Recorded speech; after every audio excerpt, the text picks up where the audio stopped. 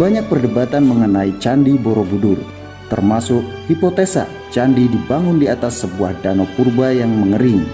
Dugaan semakin kuat saat ada bukti terendamnya bagian dasar candi pada abad ke-13 dan ke-14. Meski demikian, hingga saat ini pembangunan Candi Borobudur masih menjadi misteri.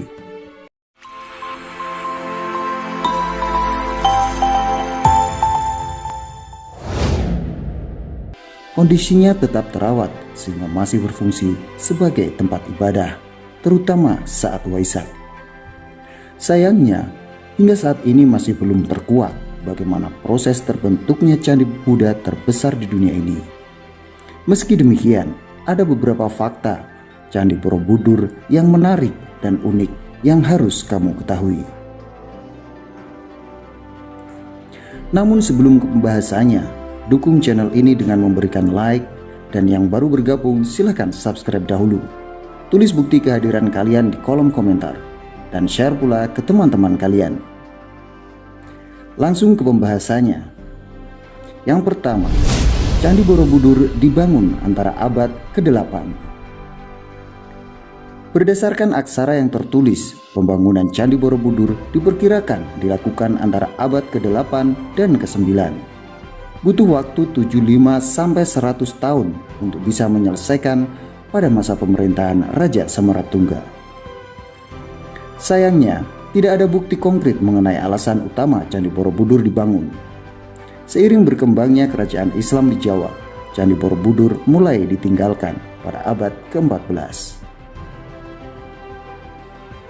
Kedua, Candi Borobudur ditemukan Gubernur Jenderal Inggris. Gubernur Jenderal Inggris di Jawa, Sir Thomas Stafford Lovelace, menemukan Candi Borobudur pada tahun 1814.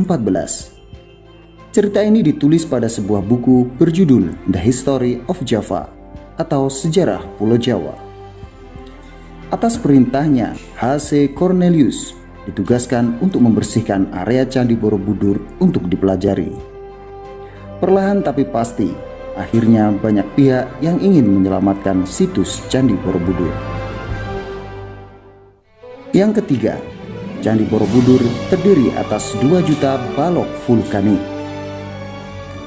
Banyak perdebatan mengenai Candi Borobudur, termasuk hipotesa candi dibangun di atas sebuah danau purba yang mengering.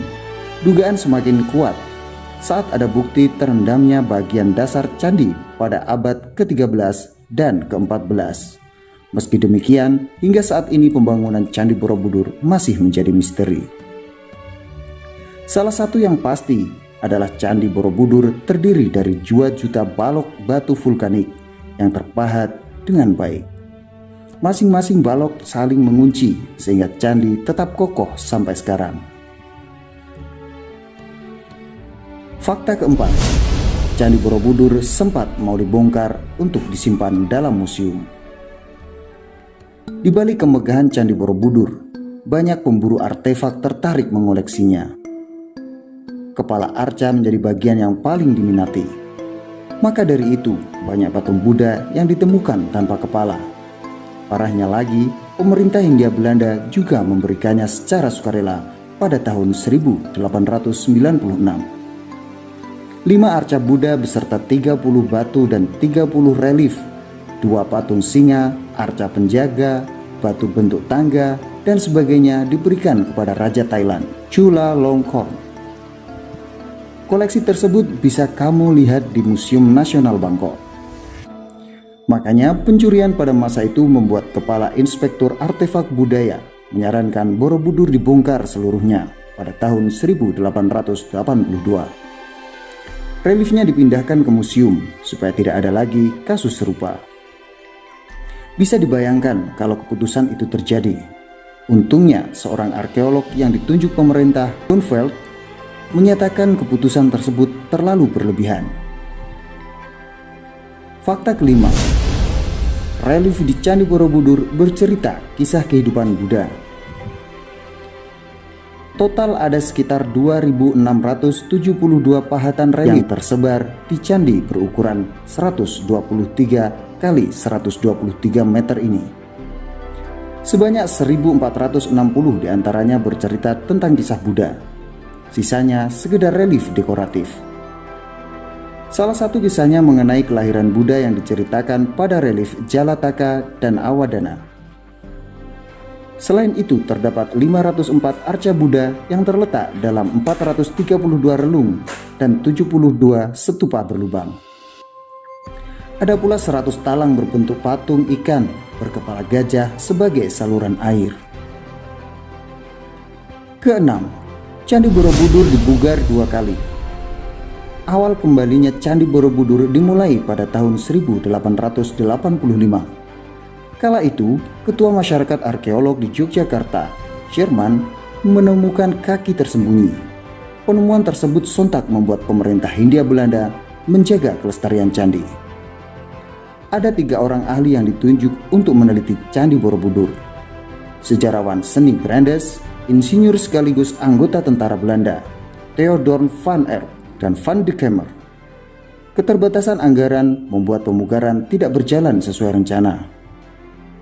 Pemugaran hanya memusatkan perhatian pada perawatan patung dan batu.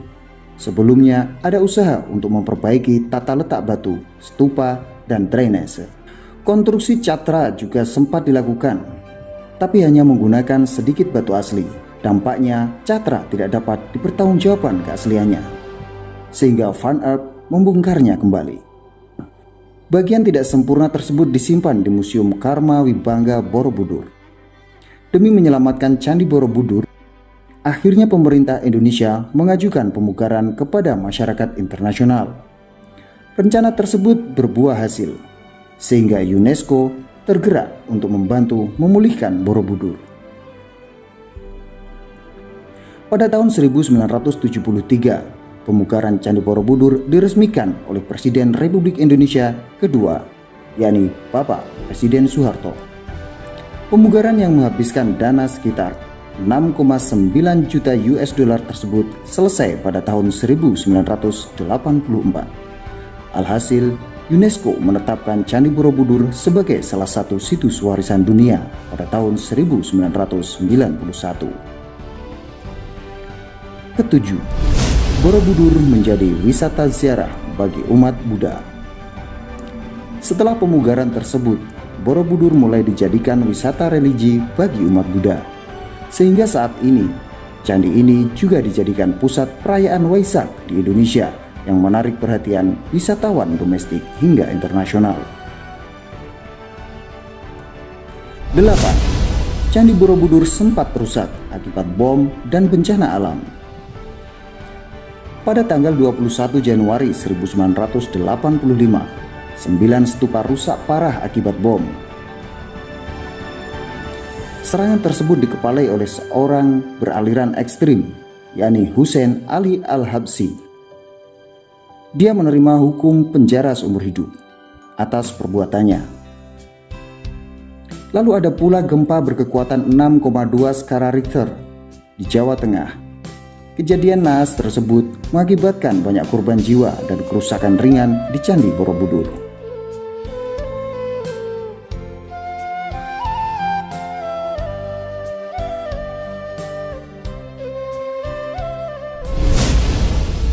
Kesembilan, kerusakan akibat alam terparah akibat letusan Gunung Merapi. Masih ingatkah kalian tentang letusan Gunung Merapi pada Oktober dan November 2010? Debu vulkaniknya menutupi kompleks candi dengan ketebalan 2,5 cm. Dampaknya, kawasan wisata ditutup 5-9 November 2010 untuk dilakukan pembersihan. 10. Artefak Candi Borobudur tersebar di beberapa museum di seluruh dunia.